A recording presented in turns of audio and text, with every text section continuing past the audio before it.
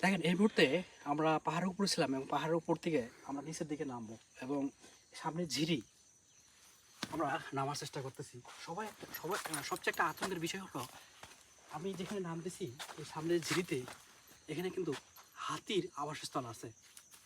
আমি চেষ্টা করব, দেখেন এদিকে আসেন, হ্যাঁ দেখেন এটা হলো একটা হাতির পায়ের চিহ্ন।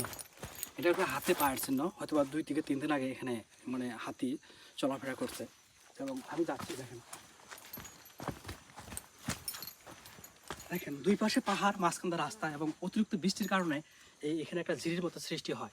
সবচেয়ে অবাক করার বিষয় এখানে মানুষজন নাই বললে চলে। মানুষের আশেপাশে একটা নীরব পরিবেশ এবং এখানে পাশেই হাতির দলবদ্ধভাবে নাকি এখানে একটা ঝিরিতে সবসময় অবস্থান করে এবং রাত হলে হাতি চারদিকে তার খাবারের সন্ধানে বের হয়।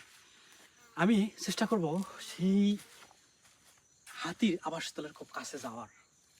আসলে একজন বনকর্মী যখন যেখানে প্রয়োজন সেখানেই যায়। এই বনভূমিকে টহল দেওয়ার জন্য, এই বনভূমিকে রক্ষা করার জন্য একজন বনকর্মীরা তাদের সর্বোচ্চ দেওয়ার চেষ্টা করে। এখন আসেন, এই বিশাল আকৃতির বনভূমিকে রক্ষা করতে গেলে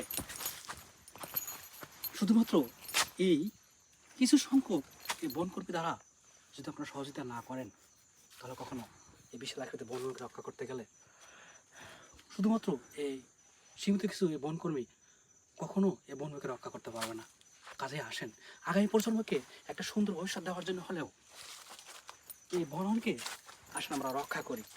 যেখানে এই বনায়ন অক্সিজেনের বাতিঘর হিসেবে কাজ করে সেখানে এই বনায়নকে আমরা সবাই মিলে সংরক্ষণ করি এবং রক্ষা করি।